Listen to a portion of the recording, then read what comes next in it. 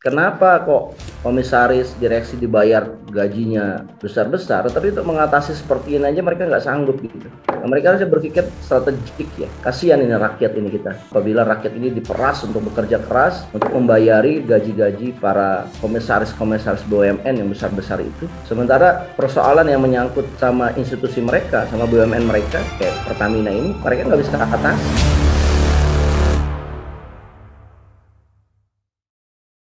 Assalamualaikum warahmatullahi wabarakatuh. Salam sejahtera bagi kita semuanya. Bapak, Ibu, dan saudara-saudara yang saya hormati, sejak kebijakan pelarangan ekspor minyak goreng diterapkan, pemerintah terus memantau dan mendorong berbagai langkah-langkah untuk memastikan ketersediaan minyak goreng dapat memenuhi kebutuhan masyarakat. Berdasarkan pengecekan langsung saya di lapangan dan juga laporan yang saya terima, alhamdulillah pasokan minyak goreng terus bertambah. Kebutuhan nasional untuk minyak goreng curah adalah sebesar kurang lebih 194 ribu ton per bulannya. Dan pada bulan Maret, sebelum dilakukan pelarangan ekspor, pasokan kita hanya mencapai 64,5 ribu ton. Namun, setelah dilakukan pelarangan ekspor di bulan April, pasokan kita mencapai 211 ribu ton per bulannya, melebihi kebutuhan nasional bulanan kita. Selain itu, juga terdapat penurunan harga rata-rata minyak goreng secara nasional. Pada bulan April sebelum pelarangan ekspor, harga rata-rata nasional minyak goreng curah berkisar kurang lebih Rp19.800. Dan setelah adanya pelarangan ekspor, harga rata-rata nasional turun menjadi Rp17.200 sampai dengan Rp17.600. Penambahan pasokan dan penurunan harga tersebut merupakan usaha bersama-sama kita, baik dari pemerintah, dari BUMN, dan juga dari swasta. Walaupun memang ada beberapa daerah yang saya tahu harga minyak gorengnya masih relatif tinggi. Tapi saya meyakini dalam beberapa minggu ke depan, harga minyak goreng curah akan semakin terjangkau menuju harga yang kita tentukan, karena ketersediaannya semakin melimpah.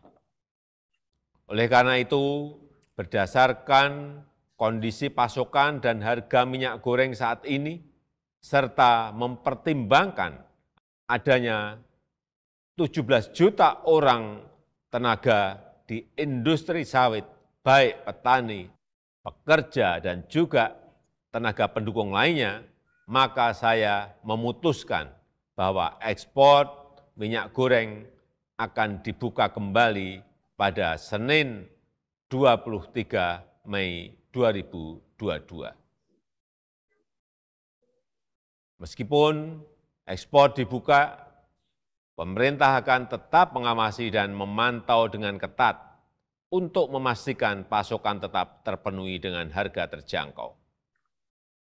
Dan pada kesempatan ini juga saya ingin mengucapkan terima kasih kepada para petani sawit atas pengertian dan dukungan terhadap kebijakan pemerintah yang diambil untuk kepentingan masyarakat yang lebih luas.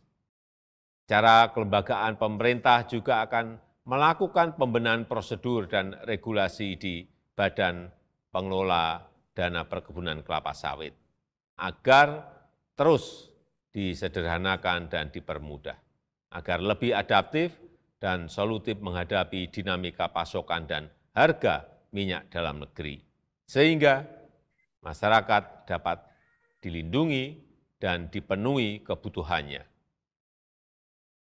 Di sisi lain, mengenai dugaan adanya pelanggaran dan penyelewengan dalam distribusi dan produksi minyak goreng, saya juga telah memerintahkan aparat hukum kita untuk terus melakukan penyelidikan dan memproses hukum para pelakunya.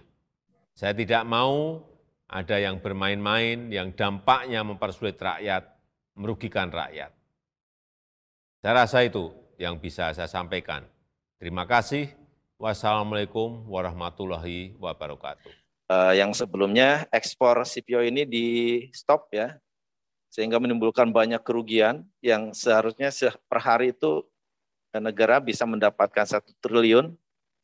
Nah, dan sekarang diumumkan bahwa tanggal 23 Mei akan dibuka kembali. Nah, mengingat kemarin udah banyak demo segala macam karena harga TBS menurun, itu menimbulkan kerugian juga bagi para petani. Nah, ini gimana Bang memandang ini Bang? Apakah ini sesuatu yang ya pasti kabar gembira ya, apa terlambat atau bagaimana? Gimana Bang? Barangkali bisa memberikan.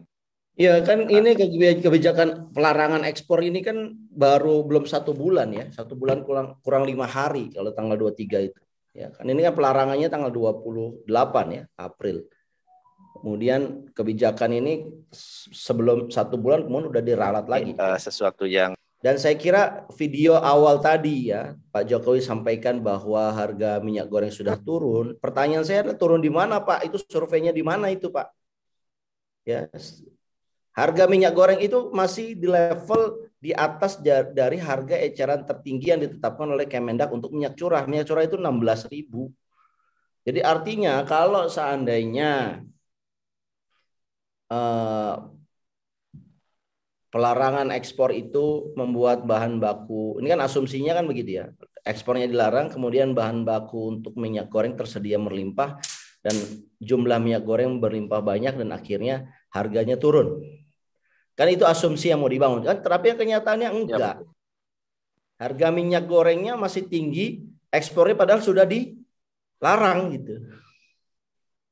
Nah, sekarang tanggal 23 mau dicabut lagi ya. Artinya ini udah dilarang ekspor aja harga masih tinggi ya.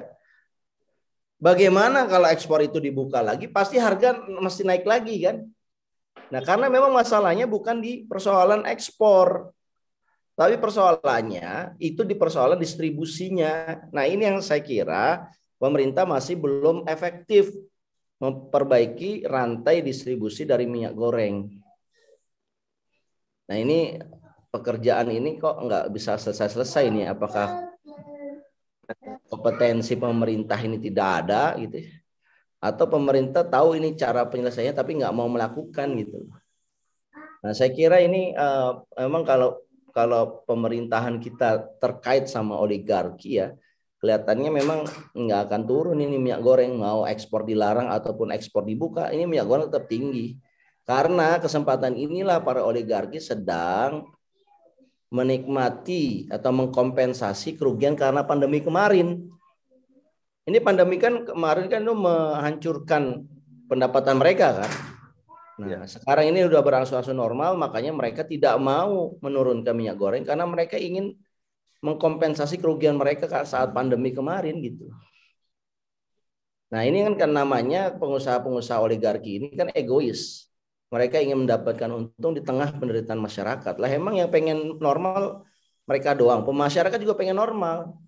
Tapi kan mereka nggak bisa normal. Kenapa? Gajinya kan nggak naik. Kalaupun naik itu hanya 1% gitu loh. Sementara inflasinya sudah 3,47%, hampir 4%. Ini saya kira ya memang kemarin itu ya kebijakan melarang ekspor itu kebijakan yang salah arah itu. Nah, sekarang sudah diperbaiki ya. Kenapa? Karena ekspor ini kan memberikan penerimaan kepada negara juga. Ya, dengan dibuka ekspor ini ya sekitar negara bisa mendapatkan tambahan 400 triliunan nanti sampai akhir 2022. Nah, 400 triliun itu lumayan lah ya, kalau 299 triliun itu untuk kompensasi ke Pertamina untuk energi dan listrik, ya ada nafas lah pemerintah ini untuk melayani mengatasi masalah energi dan listrik. Saya kira tujuannya adalah pelepasan ekspor itu bukan sekedar harga minyak goreng sudah normal, tidak. Saya kira tidak itu. Tapi solusinya adalah karena pemerintah butuh penerimaan negara dari ekspor, ya, ekspor sawit. Dan penerimaan itu akan digunakan untuk membiayai kenaikan energi dan kebutuhan pokok. Saya kira gitu. Oke, jadi intinya gini, sekarang kan persoalannya harga TBS turun. Kemudian ekspor dibuka kembali, artinya pengolah, ya, pabrik-pabrik pengolah minyak goreng itu akan menerima kembali, akan memasok kembali bahan baku, ya Bang ya. Nah, apakah ini harga TBS yang tadinya jatuh akan langsung naik lagi karena ada permintaan lagi kan? Kemudian untuk harga minyak goreng pun di masyarakat, apakah ada kemungkinan bisa turun? Karena yang kita tahu bahwa memang seperti yang disebutkan Bang Mato, persoalannya kan di distribusi dan ternyata permainan-permainan yang seperti kasus yang saat ini sedang ditangani ya, itu salah satu penyebab. Dan apakah itu tidak akan terjadi lagi gitu? Jadi kan masalah stop ekspor ataupun ekspor itu kan artinya dilakukan pun percuma saja kalau memang istilahnya regulasinya tidak ketat untuk bisa membuat distributor ini disiplin gitu, tidak maruk. Gitu. Nah, gimana menurut Bang Matot? Ya, saya kira pelarangan atau pembukaan ekspor kembali ini tidak membantu menurunkan harga. Ya, yang membantu menurunkan harga itu adalah memperbaiki distribusinya. Saya tanya misalkan, pernah nggak pemerintah dalam hal ini Menteri Perindustrian punya nggak data berapa jumlah distributor minyak goreng? Mereka nggak punya itu datanya. Ya, kebanyakan distributor itu adalah informal, tidak ada KTP, NPWP, gitu, tidak terdaftar. Nah, inilah harusnya Kementerian Perindustrian ini mendata betul-betul distributor ini.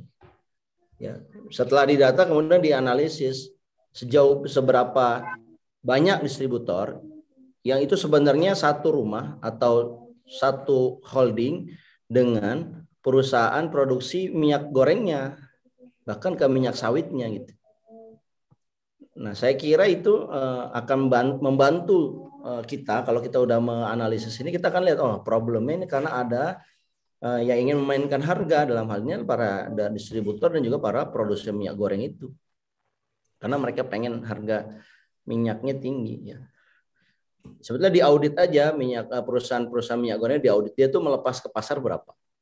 Ya mungkin dia mengatakan enggak, saya melepasnya murah kok Pak gitu. Nah, selanjutnya dia jual ke mana? Distributornya siapa? Distributor 1, distributor 2, distributor 3 sampai ke level 4 gitu. Nah, ternyata 1, 2, 3, 4 ini mereka juga gitu. Jadi seolah-olah mereka ingin berlindung menyalahkan distributor yang paling bawah, yang keempat, yang menaikkan harga. Padahal sebenarnya semua terorganize gitu. Nah, masalah distribusi inilah yang bisa kita urai. Nah, begitu dia berhasil diurai, saya yakin harga minyak goreng itu akan turun. Tapi sementara pemerintah tidak mau masuk ke level di bawah ini, level 1, 2, 3 distributor ini harga minyak goreng akan tetap naik. Karena ini diorkestrasi oleh pemain besar di level minyak sawit, ya. Karena mereka pengen minyak gorengnya itu harganya tinggi dan mereka ingin meraup untung sebesar-besarnya. Begitu. Oke, jadi kembali ya, pengendalian harga ini satu-satunya hanya dengan cara yang seperti yang sering kita bahas ya. Buat BUMN-nya, kemudian masukkan minyak goreng sebagai komoditas yang dikelola oleh Badan Pangan Nasional. Seperti itu ya Bang ya. Kita tetap di standing itu ya. Iya. Nah, oke. Saya kira udah clear ya untuk topik ini bahwa kalau apapun kebijakannya stop atau ekspor, sekalipun kalau pola distribusi dan tidak ada istilahnya kekuatan untuk mengendalikan harga, artinya kehadiran pemerintah ada di sana. Nah itu akan percuma ya, akan terus terjadi kenaikan harga minyak goreng ini.